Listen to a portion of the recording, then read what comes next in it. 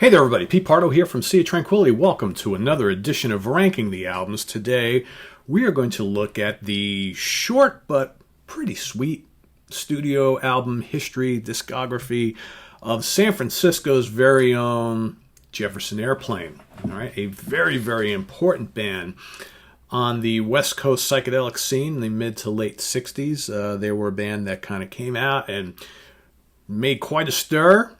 Sold a lot of records, had a couple hit singles, did very well in the live scene, but, by the early 70s, that was it. Band was done.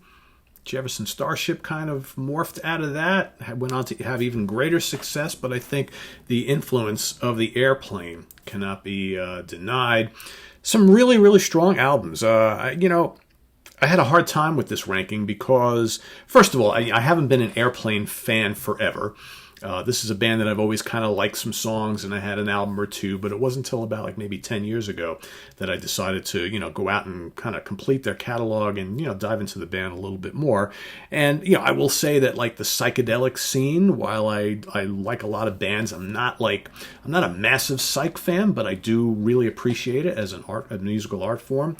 And I think that I'm still, as the older I'm getting, I'm starting to appreciate it more. So it's definitely a style of music that I've been dipping more into in recent years, but by no means am I a absolute professional on all the bands that came out in this scene, and I think I'm still learning a lot about the Jefferson Airplane catalog. But I think I've been re-listening to these albums over the last couple of weeks, getting ready to do this, and I think I'm pretty set with my ranking. Again, could change because I originally, what I do a lot of times, especially with bands that I'm maybe not as in love with it as others, but I'm familiar with the catalog, is I'll go put together my initial thought list.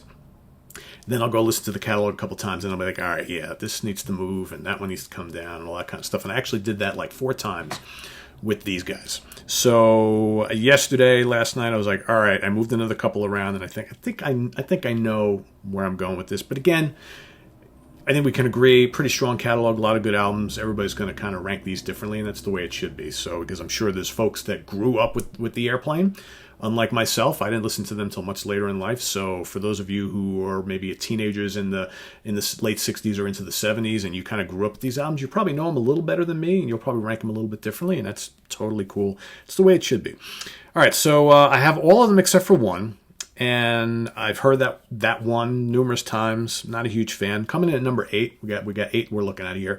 8 studio albums. I'm not including any compilations or albums of rarities or live albums, all that kind of stuff. I'm just going to do the actual studio albums themselves. All right, coming in at number 8, the self-titled release from 1989. So after they had been apart for many, many years, they got back together. Most of the original guys put out a pretty, for me, sterile late 80s sounding album called Jefferson Airplane. Not a big fan. A couple of good, decent tracks on it. It kind of sounds, it's overproduced for the Airplane, and I think it just kind of sounds phoned in. And I just wonder, they threw some money at them, get back together, pump out an album. Didn't really work for me.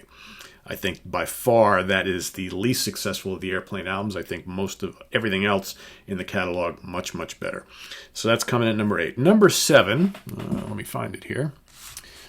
I'm going to go with 1971's Bark.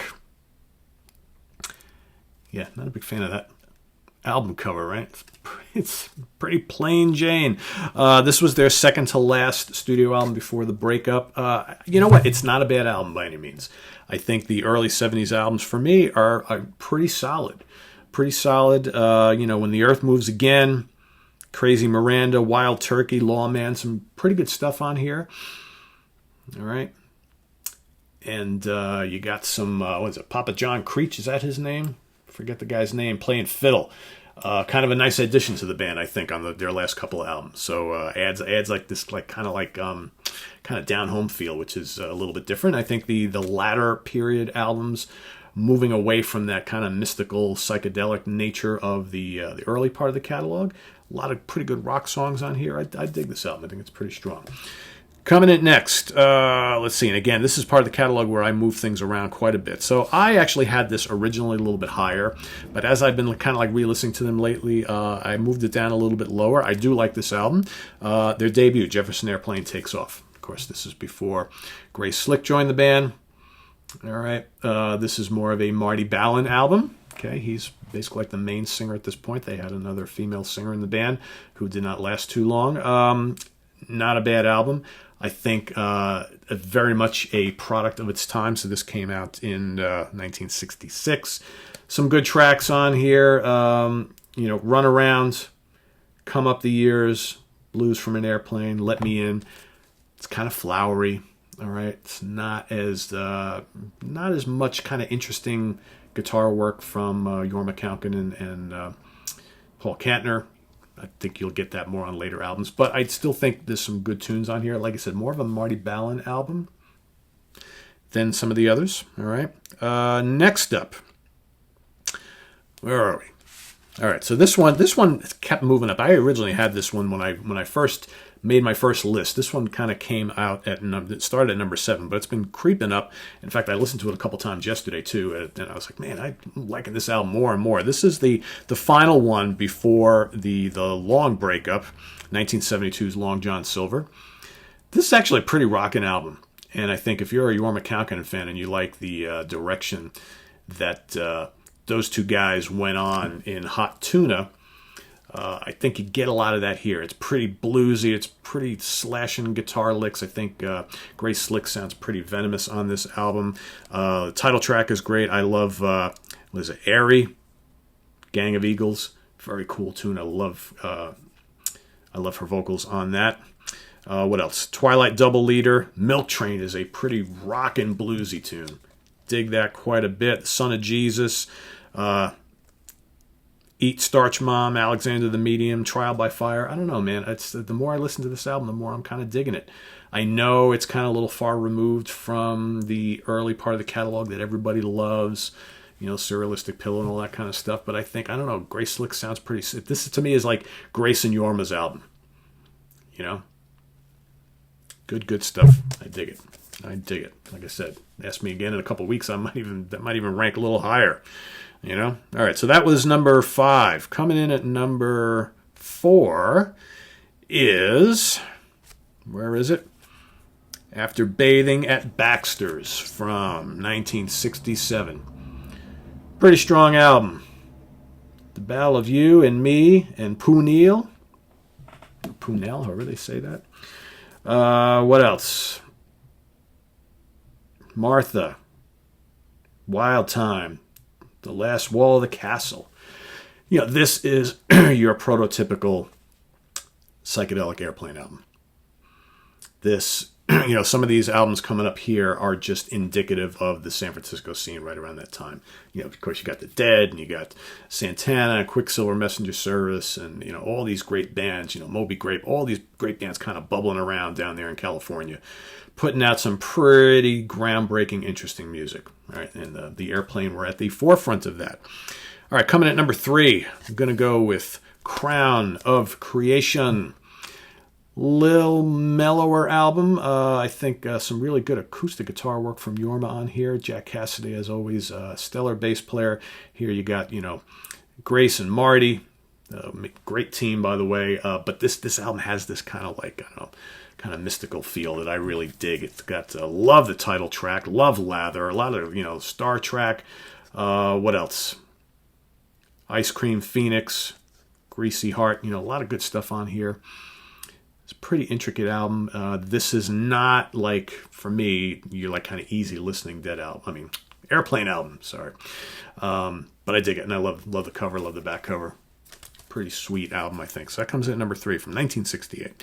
All right, so I debated the 1 and 2 over and over and over again because, you got 1, obviously, if you're an Airplane fan, kind of where we are here and what's missing. 1 is their absolute biggest hit. And it's got, some sensational songs on it, a massive hit for the band on it, and to a lot of people, it's the crowning achievement of the San Francisco psychedelic era. But for me, I like another album a little bit better. So coming in at number 2 is Sur Allistic Pillow from 1967. Yeah, it's great. It is. Somebody to Love and, all sorts of other stuff on here. White Rabbit. Okay, how do you feel? All sorts of, it's a great album. It really is. Again, very, it's very late 60s. It's very much a product of its era. And I think that's what makes it so charming. A great one. In normal circumstances would have been my number one. However, I just always really enjoyed 1969 Volunteers. So this album comes, obviously, if you're a big fan of kind of the Woodstock Festival from 1969, and if you've, studied a bit of kind of all that was going on in the world at the time with the Vietnam War and the protests and all that kind of stuff, I mean, this album helped fuel that generation. I mean, this album, the lyrics are all about, what's going on in the world and people getting drafted and going to war when they're against it and all that kind of stuff. The whole counterculture thing is all wrapped up in Volunteers. A lot of really good songs on this particular album that, We Can Be Together. Great song. You got Good Shepherd, The Farm, Hey Frederick, the title track Volunteers, A Song for All Seasons, the great Eskimo Blue Day. Pretty rockin' album, too.